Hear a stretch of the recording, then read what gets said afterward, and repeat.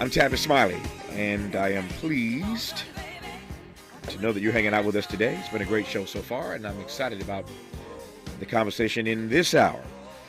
We just went through February, Black History Month, and of course around here we do Black History every day.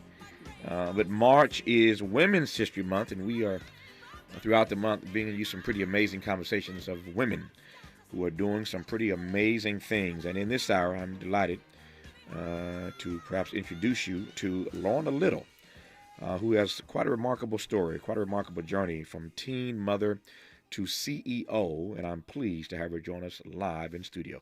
Lorna Little, how are you? I'm fine. I'm glad to be here with you, Tavis. I mean, you've spoken to presidents, all kind of folks, so I'm honored to be in front of you. I'm spoken to CEOs, and you are one. So Yes. excuse me, thrilled to have you in studio. Let me start with this. It's sort of a broad question. When you happen to be both black and female, you got these 2 months back together, right? As I said, back to back. You got Black History Month in February, Women's History Month in March. What does it mean for you as a black woman to be navigating through this particular space and time? For me, it's an honor because I believe everything is about legacy. I believe that I say I'm proud to be the first, but I don't want to be the last. So one of my duties as a woman and as a black woman is to ensure that I represent, I show that I am capable, qualified, and although it took this much time, my hope is that there will be many more after me. Women have had to fight. I say, people talk about breaking glass ceilings. And I say many other women may have to break glass ceilings as we wear our stilettos. I say black women have to wear combat boots because that pushes hard, to break through that glass ceiling in many ways. So I'm just proud to have the opportunity to serve the community because for me, my role is, yes, I'm a CEO and I'm a business person and I'm in the business of people, but it's a servant leader. So I'm there to work to provide support for our program participants and our clients to get to that next level so they can see themselves where I am. You said enough already that I could spend the rest of the hour just interrogating what you've already shared with us, and I'm going to spend a few minutes interrogating that before we move forward. Because the longer you talk, the more stuff starts jumping through my head. Let me start with this. You mentioned how important legacy is to you. And I want to unpack that for starters because it's true that we're all living lives. Whether we know it or not, or accept it or not, we're all leaving legacies.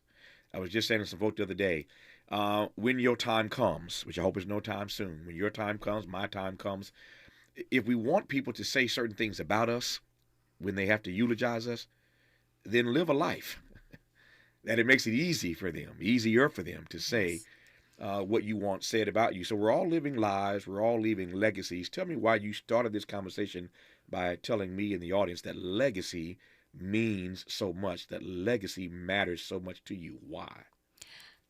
I believe that, with all the efforts around for people not wanting history to be told and to be relevant. True, that part. I think it's important that we live our lives, as you said, in such a way. I want people to walk away saying that she broke a barrier, but when she got in there, she did what she had to do and elevated the experiences for the people who are in the program and the generations of the children who will be impacted by those changes. And when I say servant leadership and legacy, I think about the fact that I'm having women and children. And I know you started talking about us being, working with teen moms. That is a part of it. What is expanded with our program is mental health services, permanent supportive housing. We're providing workforce development. We're doing all these things to ensure that they can sustain these young women, fathers who have also been involved with the program, grandparents raising grandchildren, that they can sustain. I want a legacy of being really clearly understood that the work that I did, the time that I spent there, and collectively with my whole team, that we changed the lives for generations to come very seriously. So that child of that mom who's getting wraparound services, housing, getting nutritionist meal, learning, I don't want to say it right from wrong, in terms of just culture and just knowing that there's certain things that we have to hold accountability for. I just spoke with our new employees that came in. I go to every new staff hire that we have in orientation, and I said two things. I said, I don't want anyone working here that doesn't want to be here, because your role is serious. Your impact is serious. The other thing I said is, I operate from high accountability and high support. Both have to go together. There's this thought sometimes when people have had trauma or have challenges that there's no accountability. But no, high support will give you everything you need to succeed. But we're also going to give you and talk to you about accountability to make sure that you're successful and you know the rules of engagement in the community, because you're only going to live at St. Anne's Family Services for a couple of years possibly. I want you successful in the world after. We're going to talk a lot about St. Anne's as we move through this hour, of which you are, of which you are the CEO. We'll get to that part of the conversation as we move forward. But let me just ask you right quick. Well, let me tee this up. I'm watching my clock here. There are 3 or 4 things I want to ask you all at once. I need to slow myself down because you're moving so fast for me, and my mind again is working. But when we come forward, I think I want to start talking about accountability. I was again giving a talk somewhere the other day, and I was trying to make the point that you've made brilliantly in your own way, Lorna, that there is honor in accountability. There's honor in being held accountable. People don't want to be held accountable these days. Not in the workspace, not in relationships. People just don't want to be held accountable. But there's honor in being held accountable. Nobody wants to be in a relationship, let's just keep it real, personal or professional, where the other person ain't being held accountable. That's not a relationship. If both parties are not being held to some standard, some level of accounts. I want to talk about accountability when we come forward. I want to talk about your point about, you're being the first but not wanting to be the last. I think there's a relationship between those two things. And the question really is how, when you are the first, you ensure that you aren't the last. A whole lot to interrogate. We ain't got to St. Anne's yet. We ain't got to her backstory yet. It's going to be a rich hour. Our guest is Lorna Little, and you're listening to her right now, and I'm glad about it on Tavis Smiley. This is getting good. Yeah, man. Tavis Smiley continues when we come forward. What is dedication? My biggest fear in the middle of my addiction was that my kids wouldn't have a father. And I started thinking, you know what? This isn't my story. I definitely had to become a better man to be a better father.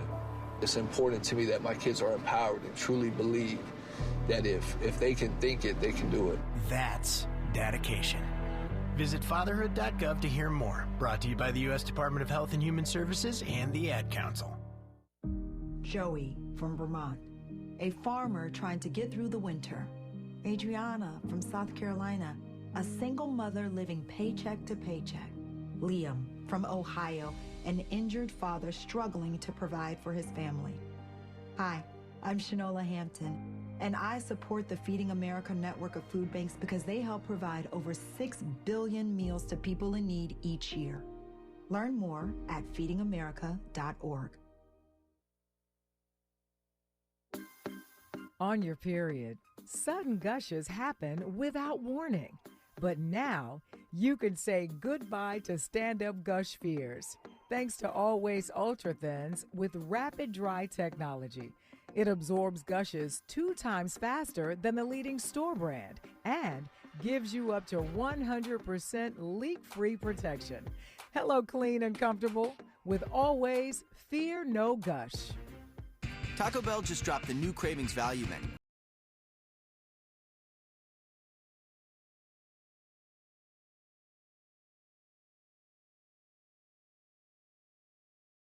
Cravings Value Menu. So basically, you can have your double-stacked taco and eat it too, which is a lot crunchier than cake. The new Cravings Value Menu is here. Get it at Taco Bell today. At participating U.S. Taco Bell locations while supplies last. Contact store for price and participation which vary. Tax extra. Imagine with me here for a minute the most beautiful panoramic setting. Maybe it's an endless ocean, waves crashing on a beach, or a crystal clear mountain lake, peaceful and quiet. Or maybe it's just little kids playing in the park down the street. Wherever your imagination takes you, now imagine right smack in the middle of this perfect picture, a piece of litter. Just one piece right there in the middle of it all. Doesn't exactly fit, does it? In fact, even though it's just one piece, now it's all you can see. That one piece ruins everything. And that's the thing about litter. It doesn't take much to ruin everything. One thing's for sure, it simply does not belong anywhere in California. So here's the good news. If we work together, we will change it. We don't have to let litter, even just one piece, ruin your perfect picture. Not anymore, not ever again. Clean California, zero litter is the goal. Brought to you by Caltrans and CleanCA.com. If you're looking for the most epic place on Earth, let's start at the base of a massive waterfall. Then trek through the thick jungle. Then climb to the peak of a snowy mountaintop. Then once you get there, keep going. Because with intelligent 4x4 and 7 drive modes and a Nissan Pathfinder, the search is the real adventure. Available feature. Intelligent 4x4 cannot prevent collisions or provide enhanced traction in all conditions. Always monitor traffic and weather conditions.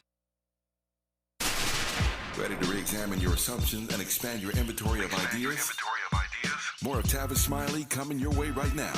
More of Lorna Little coming your way right about now. I'm delighted to have her in studios. We celebrate March being Women's History Month, and she has made and is making every day with the work she's doing at St. Anne's. Some pretty amazing history. We'll talk about that as we move through this hour. But you said a few things already. I said I wanted to sort of interrogate, and we talked about legacy and why that means so much to you. I know something as you do of being the first in a number of different spaces. I am on board every time I think about it to have been, actually I feel ambivalent about it, to be honest about it, Lord.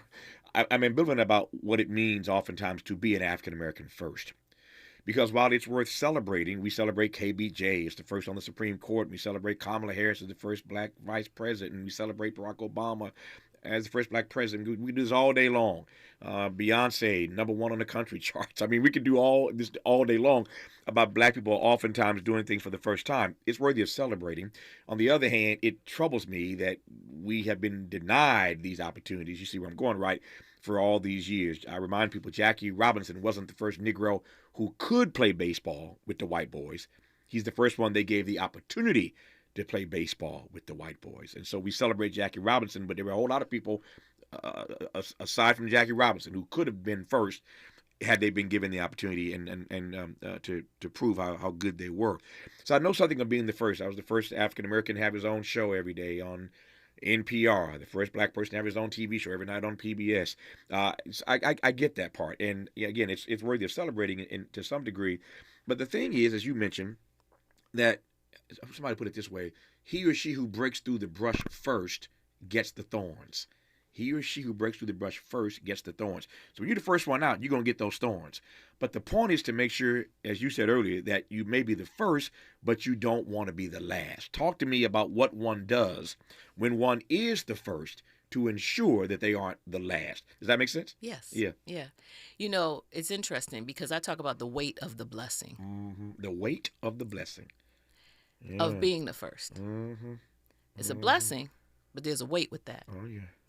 And first, I believe, and whether it's fair or not fair, that you have this expectation because people are looking towards you and looking at you and evaluating you based on your role. But if I mess up as the first black CEO, unfortunately, that can have a negative impact on someone who comes behind me. That's right. So, first of all, I'm going to do my best and be at my best and be who I am. I also think it's important to, in the structure of the environments that we go into, if you're a leader, what are you setting up so that the hiring systems for everyone within your organization has an opportunity? I remember sitting down with my leadership team and saying, I want to look at every part of our hiring process to make sure that we don't have barriers that you wouldn't even notice had you not had the mindset or the thought pattern of what it means to be someone that's black, someone from a community of color. What does that look like? So are you working on the system so it's not just for you, so that the next time someone comes around, that everybody is really truly looked at from a slate of who is the best candidate? And that's from your board to within the organization. So diversity, equity, and inclusion has been a part that has been strengthened and heightened, because I will say this all the time to our team. I don't want to be the one that points out and highlights that thing. Mm-hmm. I want everybody to get it so that they can say, wait a minute, I noticed some inequity or some challenges or some differences here, because it's not just about Lorna's viewpoint. Mm-hmm. Yeah. You used a phrase a moment ago that everybody's using these days, and the phrase is servant leader. Mm-hmm. Everybody uses that term. Mm-hmm. When you use that term, and I'm glad you do, it's a powerful term, but when you use it, since Mm-hmm. everybody is using it, Mm-hmm. what do you mean by it? Unpack that for me. For me, a servant leader is, first of all, I'm a faithful person. So I'm going to start with that. Mm-hmm. And my beliefs are my beliefs. And I believe it's divine, because I did not have a vision or an idea that I was coming to Los Angeles to work in this space. Mm-hmm. I've done this kind of work in other parts of the country. I was not looking for a job in Los Angeles. And the way it came to me was clear that had a divine element to that. But servant leadership for me is, why am I there? Why am I there? It is not for just money. It's not for the job, for the career. I have to serve a purpose. And I will see a young person. Yes, I'm the CEO, and we have all these direct care staff who are working with, but I have relationships with some of the young women. If I see something that I need to share, uplift, or even that accountability or that support, I'm going to share it, because I have to know that I am no better. I'm walking with. I've walked in their shoes. I've experienced those experiences, and I want them to know that I'm leading from a place of humility and understanding my role. So when I say servant leader, I'm there to serve. It's not about come see me and I'm doing this and doing that, or I'm trying to. No, I am leading from a place of humility. I'm also leading from a place of understanding what it's like for people to look down on you. You're a young mom. You're not going to amount to anything. You don't have wealth. You don't have this. I remember those things. I don't remember them in a negative way, in the sense of holding on to trauma. No. But I remember them enough to say, be careful how you speak to that young person. Be careful how you direct them. And so servant leadership for me is also being friends with the maintenance people and having conversations. Hey, how you doing? Tell me about your weekend. And still having a great conversation with a board member. Some people don't like that. Yeah. I'm too much for this. That's not how you operate, because that is not Christ-like. And I'll just say that. Somebody said you want to be like water, which means you can go everywhere. Yes. You want to be like water. You can go everywhere. As you were talking, I thought about... I've discussed this 1,000 times, or more than 1,000 times, with thousands of kids who've come through my foundation over the years about our definition of leadership. It's very simply this: you can't lead folk if you don't love folk, and you can't save folk if you don't serve folk. You cannot lead if you don't love, and you cannot save if you don't serve. Let me unpack that. By love, I just mean that everybody is worthy just because. That's what you do at St. Anne's every day. Every client, every person, every mother, everybody is equally worthy just because, full stop, hard stop, period. I don't care what your name is. I don't care how many degrees you have, where you went to school. I don't care about all that. Everybody is equally worthy just because. That's what I mean when I say love and service. Here comes Dr. King. Anybody can be great because anybody can serve. All it takes is a heart full of grace and a soul that's generated by love. So if you would call yourself a leader, ain't but two things that matter. One, what is the depth of your love for the people?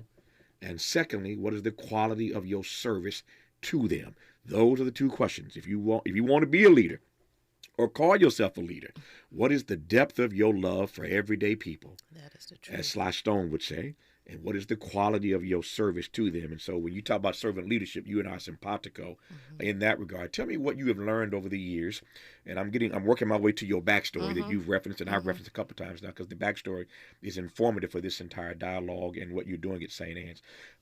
But what have you learned about accountability of yourself and of the folk you work with? Just talk to me about accountability. Yeah. So it's funny. I have this saying.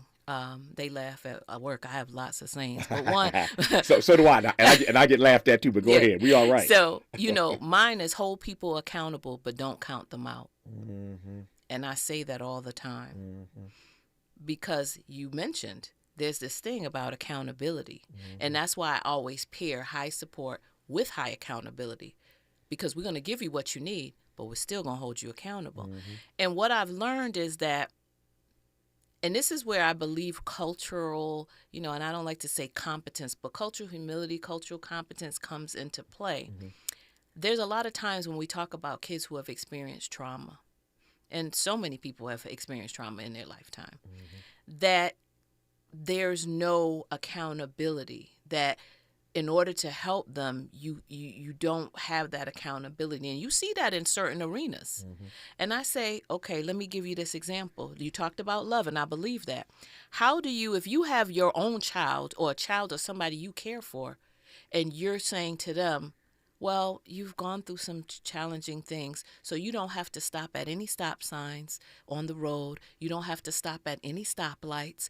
You get to just keep driving because you've been through a lot. And to have that conversation and teach you that will just be additional trauma. What's going to happen to that child? What's going to happen to that young person? I'm using that as a metaphor. I'm not. They're going to get into an accident.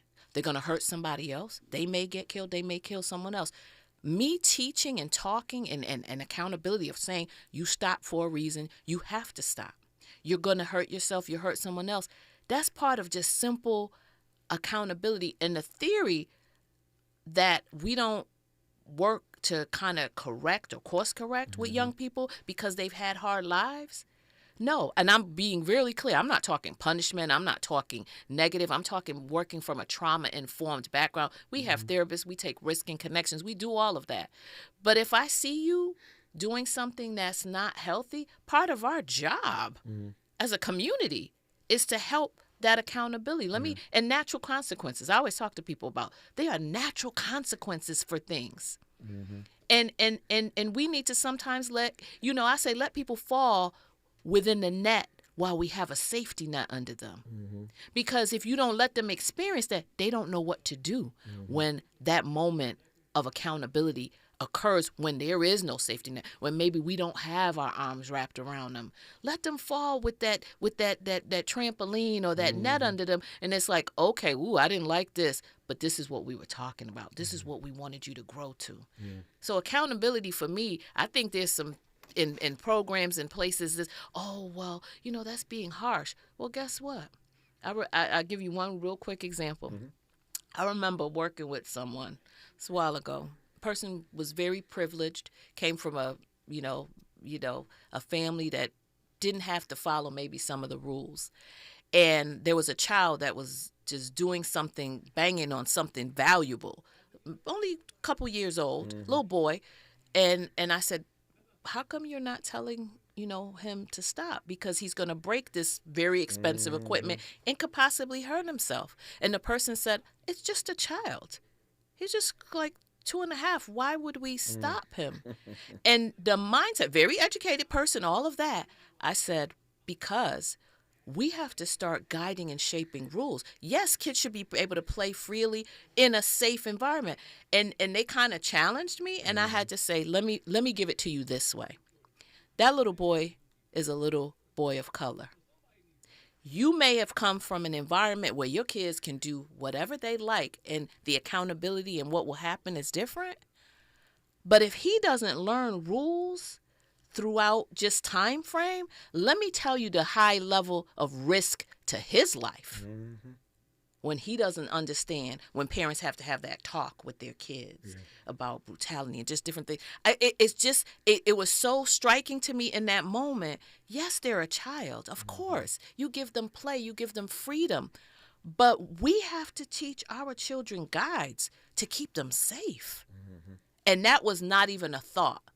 For that person, For that person. Let me ask this question. I got 2 minutes here, and we'll continue when we come forward. And I warned you now. I'm going to do a 180 on you right quick here. That's okay. You work with people every day who you're helping to navigate through their own trauma in their lives. What have you learned about people though who too often use trauma as excuse? Is that too tough a question? It's what I'll say is that. I mean, to your point, we've all had it. Yeah. But some people use the trauma. They don't want to do the work to navigate through it, and it becomes an excuse for them for their whole lives that they were traumatized, et cetera, et cetera. So it's interesting. What I will say is, I think utilizing it and not working through it is the issue. Got it. I think it's more along the lines of you can't use that as the barrier for everything. Now, it's real. Sure, it's as real as rain. Yeah. But you have to try to work through it. You have to let people help you work through it. And I always say every behavior displays a need. So what need is being displayed by utilizing that trauma in that way? Tell me more. Every behavior displays a need. Tell me right quick. Every behavior that somebody, everything you do or someone does, that behavior is saying they need something, that we need something. So what does that person need by continuing to utilize the trauma to not move forward, maybe stay in a place? What is that? And when you get to the why, then you can get past it.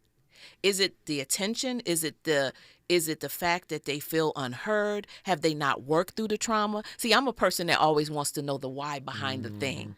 And so every behavior displays a need. So if someone has become using their trauma as their platform, then you want to know what is the need there. And hopefully it can be addressed. But I won't say, my thing is they have to do the work. Sure. I take your point, though. It's getting rich around here. Every behavior displays some sort of need. Her name is Lorna Little. She has a pretty amazing backstory. She's doing some great work at St. Anne's, which we'll talk about when we come forward. But she has a pretty amazing backstory herself, and I ain't even got to that part yet because she jumped so fast and came in so hot with so many other things I needed to interrogate. I got to get to her backstory from teen mom to CEO and all the great work she's doing at St. Anne's. We're celebrating her because not just because it's March, because she ought to be celebrated every day for the work she's doing. But March is Women's History Month, and it's my great desire and my great honor to bring you some pretty amazing stories of some pretty phenomenal women throughout the entire month of March. You're listening to Lorna Little, and I'm glad about it, right now on Tavis Smiley. More of Tavis Smiley when we come forward. If you're like me, 60 and retired, making ends meet, especially here at the supermarket and drugstore, is tough. I'm so blessed to have found benefitscheckup.org. It's a free and confidential website from the National Council on Aging that connected me to $1,200 a year in programs that help pay for food, medicine, utilities, and more. Maybe it can help you. benefitscheckup.org. My daughter was diagnosed with a rare malignant rhabdoid tumor on the spine. They sent her straight to St. Jude. My hope was gone. But when you get there, everyone's like, hey, we're not going to give up. And when you see other people not giving up on your child, that makes all the difference in the world. When I found out I didn't have to pay, I was just grateful. They saved my baby's life. Finding cures, saving children. Learn more at stjude.org.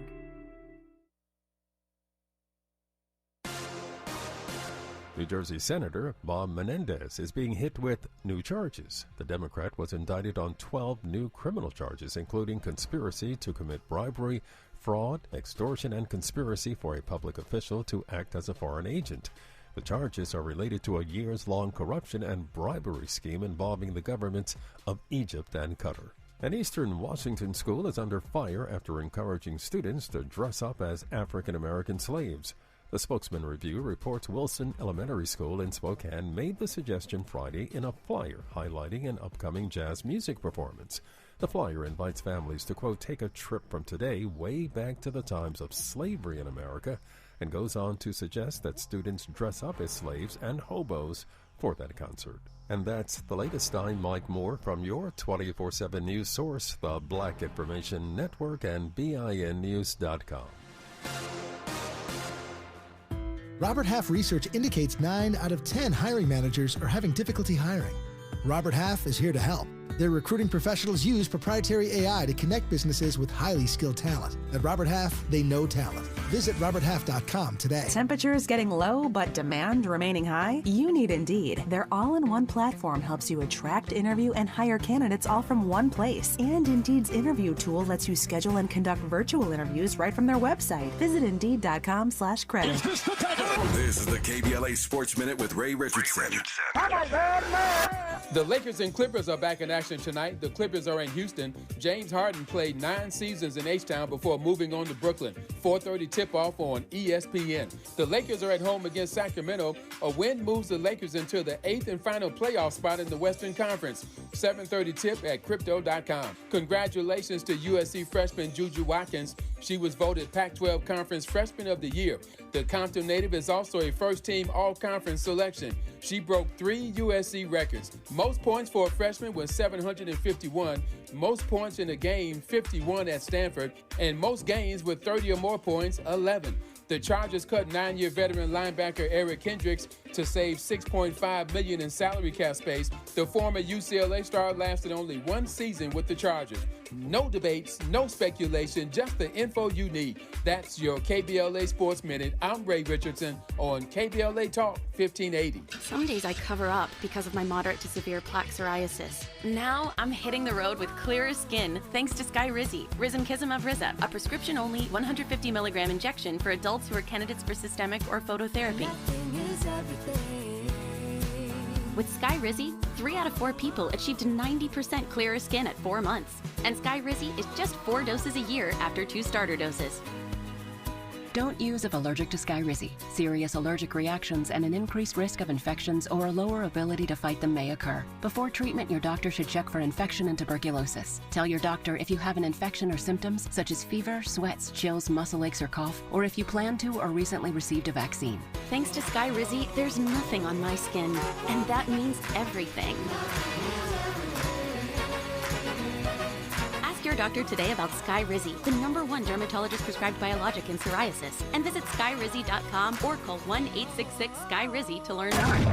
This is KBLA Talk 1580, home of the 2024 Climate Justice Campaign. Finding great candidates to hire can be like, well, trying to find a needle in a haystack, but not with ZipRecruiter. Its powerful technology actively finds and invites qualified candidates to apply to your job. So while other companies might deliver a lot of hay, ZipRecruiter finds you the needle in the haystack. See why 4 out of 5 employers who post a job on ZipRecruiter get a quality candidate within the first day. Try ZipRecruiter for free at ZipRecruiter.com/free. That's ZipRecruiter.com/free. Go with your gut. Your dog's immune system is based in the gut. A diet lacking in nutrients can cause itching, scratching, and a weak immune system. However, there is a solution. DINOVITE, Dinovite. It took a grand total of 2 weeks. The dog stopped itching, the hair stopped falling out. Try Dinovite for free. Just pay shipping and handling. Learn more at dinovite.com/radio. Happier, healthier with every bite. Over 1 million pets helped with Dinovite. Who do you trust to get at the truth? Tavis Smiley. That's who. The conversation continues right now. It does indeed with Lorna Little. We'll talk about her CEO work at St. Anne's as we push through this hour. She has a book out. It's called Mom's the Word, a memoir of family secrets, reveals the complexities of love, relationships, and coming to terms with change. And so I want to now just kind of push our conversation in the direction of hearing more about your backstory. We'll talk about the work you're doing at St. Anne's in a moment, but tell me more about the backstory, how one goes from being a teen mom to being a CEO. Well, it's quite a journey. Yeah. It's funny when you talk about first. I remember being an intern at my very first job out of college, and I remember the woman saying, "We want to hire you. You're the first intern we hired, as a full-time employee in that way." And as when you say about being a CEO, I think in every opportunity and every job that I've had, I've done my best. I do believe that, people do have a level of leadership qualities that they possess. I always like to organize things, and I also like to listen to people. I like to have, but being a teen mom was not by design. You know, it clearly happened. And I remember a teacher saying to me, you know, oh, I thought you were so smart. This is so sad. This is so, you know, terrible. And I remember in that moment saying, wow, you know, I want to be at my best. I want my child. This is what I'm going to move forward with. But I'm still going to try to be as successful as possible.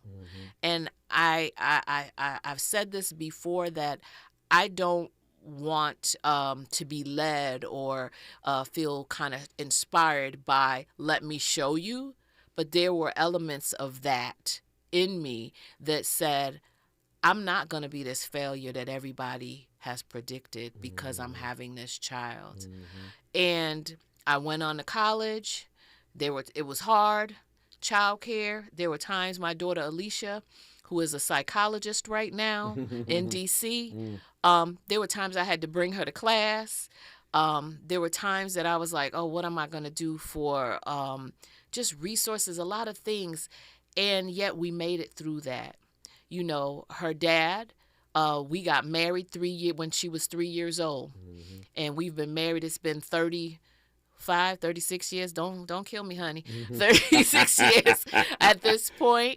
And he supported me. You know, you talk about a young black man that was right there typing. He's a graphic designer, but back then they used to call it typesetting. So he typed really fast. He'd be typing my college papers that I wrote out. We went from that place to continuing education and, you know, doing the best in school. I had a media interest. I always had the psychological interest, and I had the media piece. Being a young mom, and this is what I say, you talk about accountability, responsibility. At the time, what I knew about that, I wanted to, in my high school yearbook, it says, because I was pregnant in high school, it talks about being a television journalist. But I had a baby. And what I knew about traveling and people talking about you have to go to different states and cities to work these jobs, I had a child. So that got put on the back burner, and I focused more on my other love, which was the psychology. And so there are real natural, I talk about natural consequences, but that still didn't cause me to say, okay, now my life, I'm going to be a failure. You pivot. Fearless reinvention. You keep moving forward. So from that to going to grad school, to becoming an adjunct professor, having the opportunity to do all the different things that I've been blessed to do.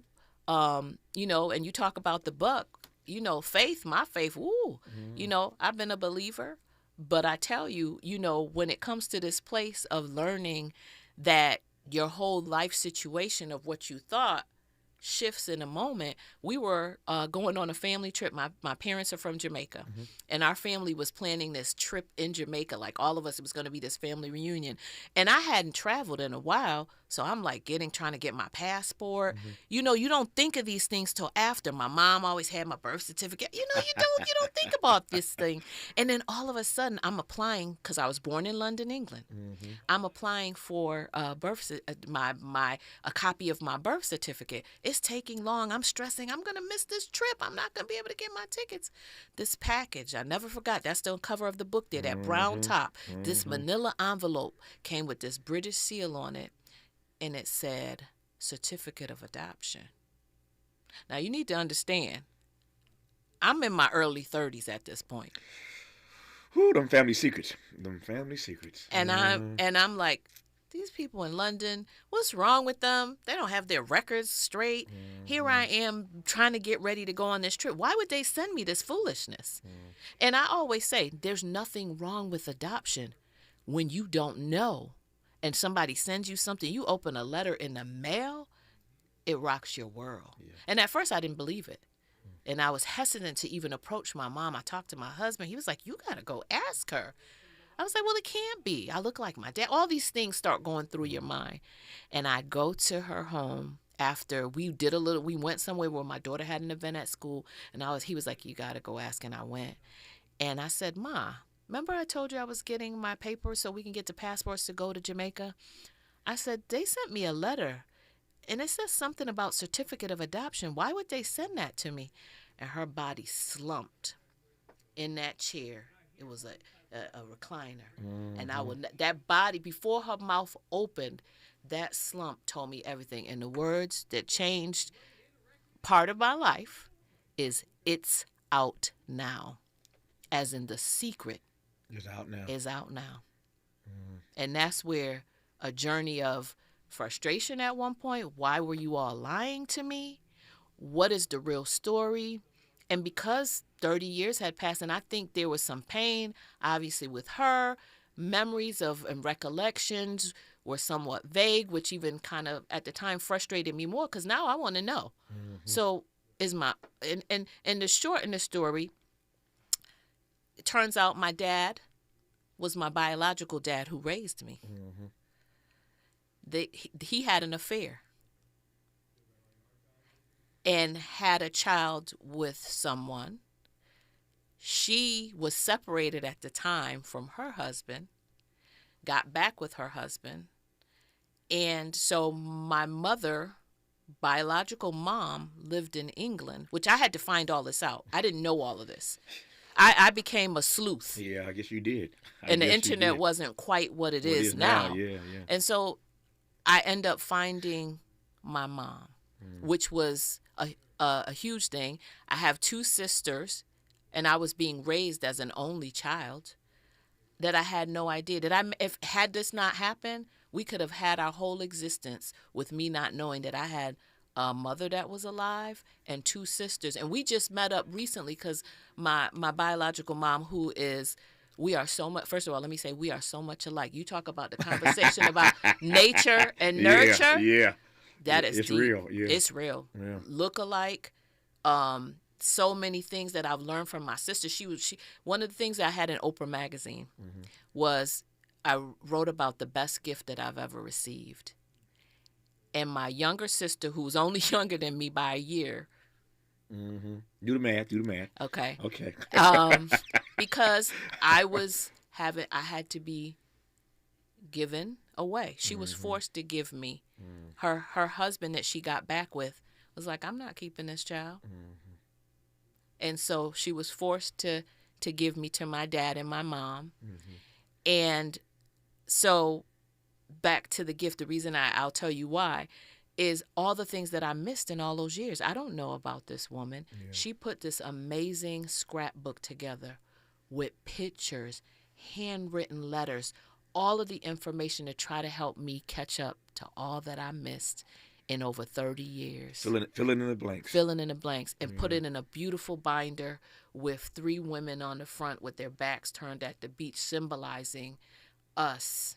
And then, and it was just, and it was so amazing that it was written about in Oprah's magazine. And it was just, my story is like a Lifetime movie. I skipped a lot because there was financial exchange. There was a whole lot that went on with this, and this is all a true story. Well, that's why there's the book. It's called Mom's the Word. Mom's the Word, the book by Lorna Little. What's amazing to me, which I want to interrogate when we come forward, is how all of that can be in your backstory, and you do what you do every day. I mean, obviously you get it because you're Lorna Little. But it's just amazing how the backstory of our lives oftentimes informs what God has for us to do in the world.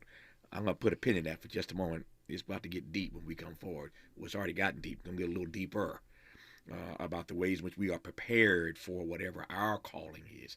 Not your job, whatever your calling is. Yes. Your avocation, the reason you are here. Your journey prepares you for that, as it did Lorna Little. I love this. More when we come forward on Tavis Smiley.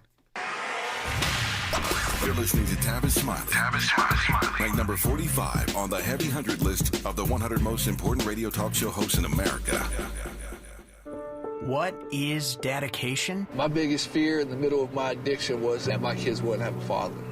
And I started thinking, you know what? This isn't my story. I definitely had to become a better man to be a better father. It's important to me that my kids are empowered and truly believe that if they can think it, they can do it. That's dedication. Visit fatherhood.gov to hear more. Brought to you by the U.S. Department of Health and Human Services and the Ad Council. Joey from Vermont, a farmer trying to get through the winter. Adriana from South Carolina, a single mother living paycheck to paycheck. Liam, from Ohio, an injured father struggling to provide for his family. Hi, I'm Shanola Hampton, and I support the Feeding America network of food banks because they help provide over 6 billion meals to people in need each year. Learn more at feedingamerica.org.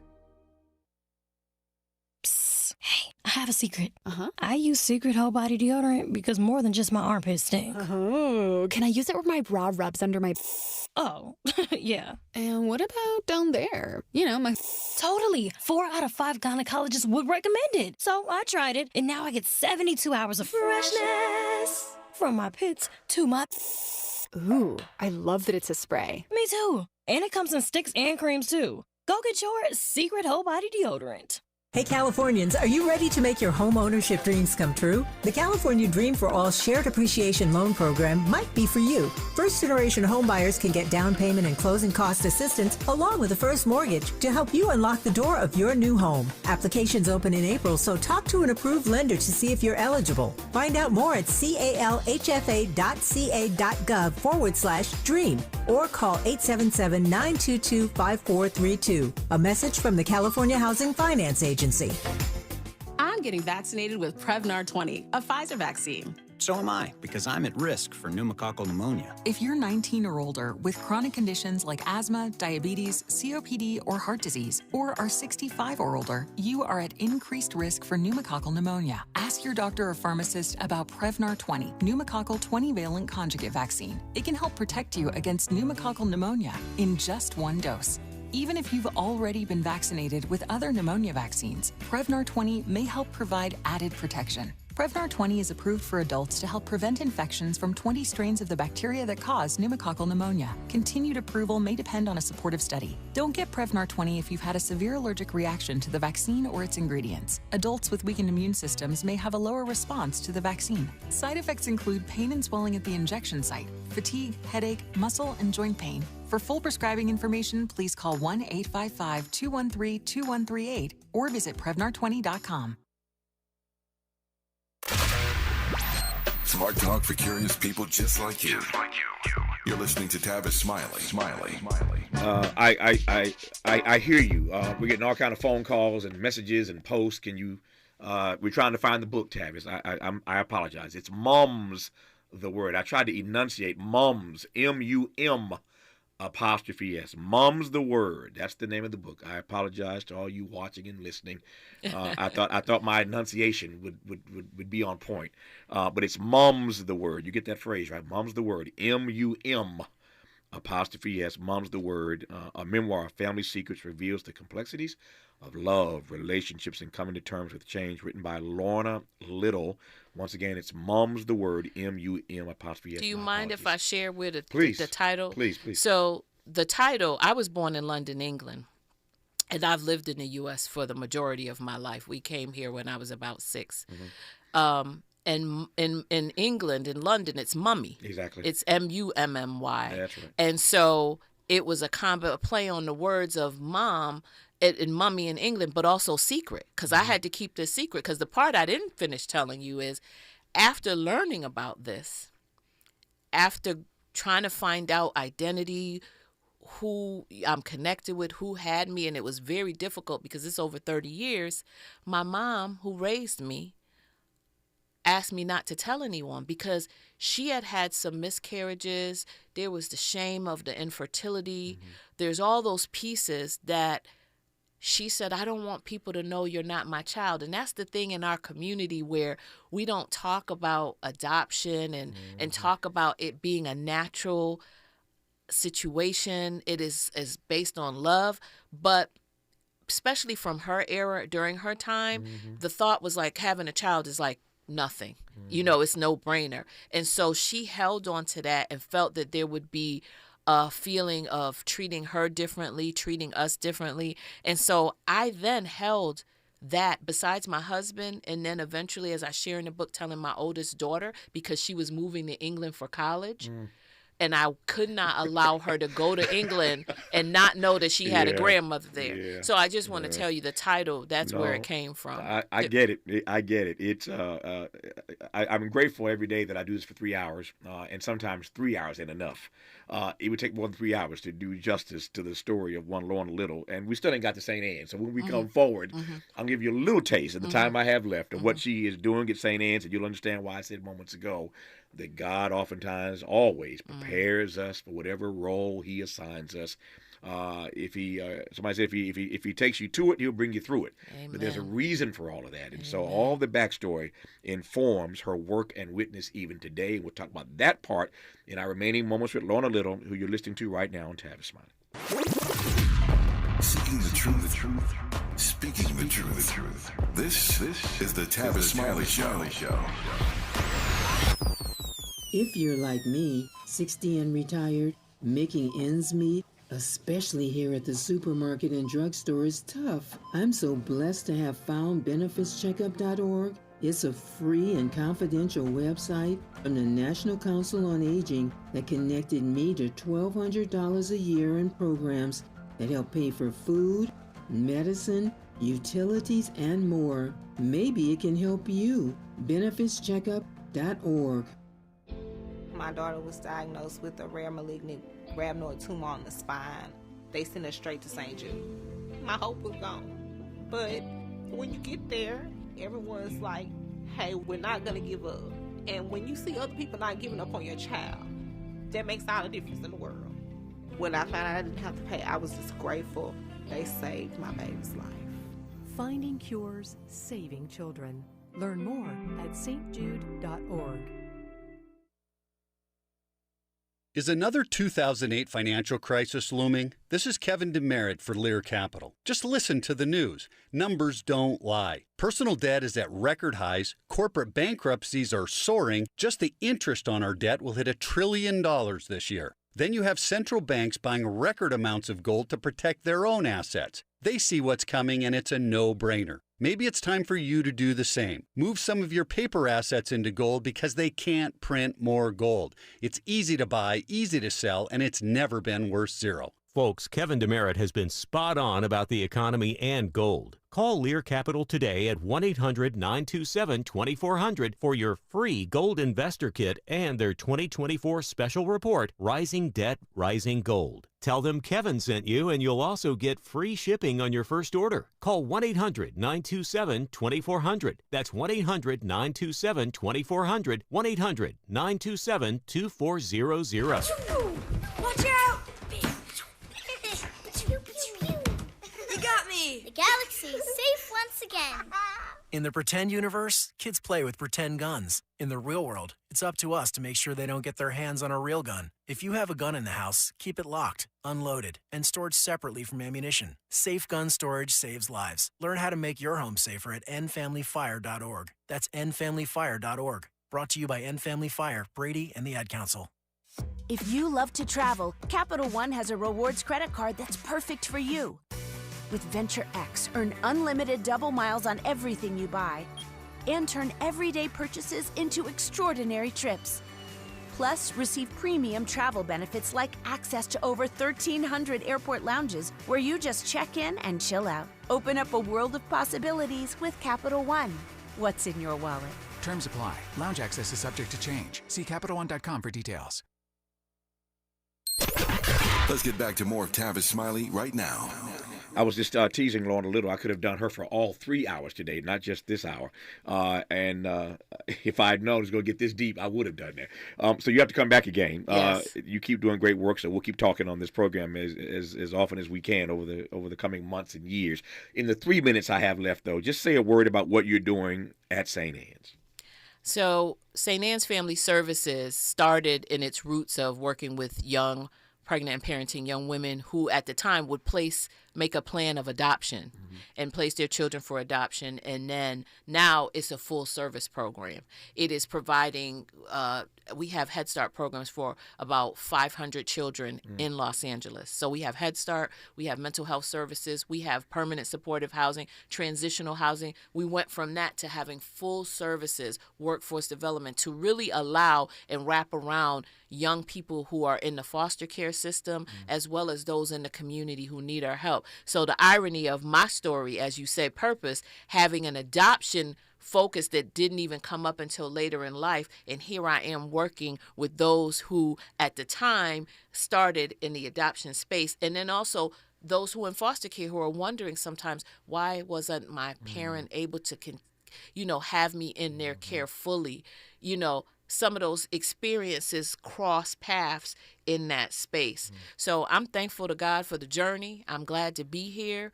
And I will continue to do the work to help people, women, children, families, fathers. We did a fatherhood conference recently with Shaka Senghor and other panelists, and we will continue to do what we need to do to help people elevate. And I'm serious about the generations to come. I want to impact those generations for the future, for the better. This conversation has come full circle. As you may recall, almost 60 minutes ago, my first question to Lorna Little was, why does legacy matter so much to you? She answered it then, but she really answered it throughout the entire hour of why legacy matters so much. We're all living lives. We're all leaving legacies, and it is up to each one and every one of us to assign ourselves to do the work that needs to be done, to leave this place a little better than when we found it. And so I celebrate Lorna Little for the work she's doing at St. Anne's and beyond. Again, the book is called Mom's the Word, M-U-M, as they say it in the UK. Mom's the Word, a memoir of family secrets, reveals the complexities of love, relationships, and coming to terms with change. She didn't get a chance to tell you about how the cover came to be. That's a whole other story for another time. But it's an amazing read. It's been an amazing conversation, and you're doing some amazing work. Thank you, Lorna. Thank you. Good to have you on this program. Just like that, 3 hours is gone. Back here tomorrow, Lord willing, to do it all over again. Until then, thanks for tuning in to the program called Tavis Smiley. I am honored to have had you hanging out with us for the last 3 hours. And until tomorrow, and as always, keep the faith.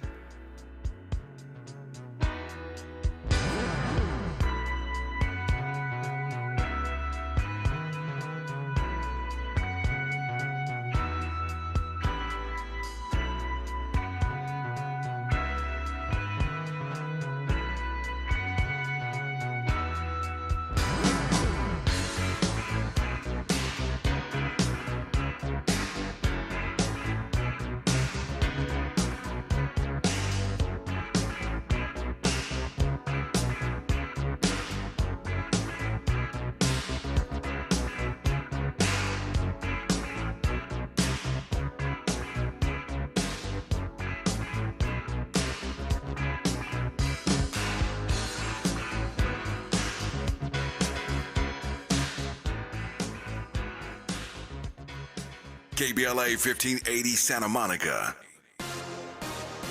New Jersey Senator Bob Menendez is being hit with new charges. The Democrat was indicted on 12 new criminal charges, including conspiracy to commit bribery, fraud, extortion, and conspiracy for a public official to act as a foreign agent. The charges are related to a years-long corruption and bribery scheme involving the governments of Egypt and Qatar. An Eastern Washington school is under fire after encouraging students to dress up as African-American slaves. The Spokesman Review reports Wilson Elementary School in Spokane made the suggestion Friday in a flyer highlighting an upcoming jazz music performance. The flyer invites families to, quote, take a trip from today way back to the times of slavery in America, and goes on to suggest that students dress up as slaves and hobos for that concert. And that's the latest. I'm Mike Moore from your 24/7 news source, the Black Information Network and BINnews.com. Robert Half research indicates 9 out of 10 hiring managers are having difficulty hiring. Robert Half is here to help. Their recruiting professionals use proprietary AI to connect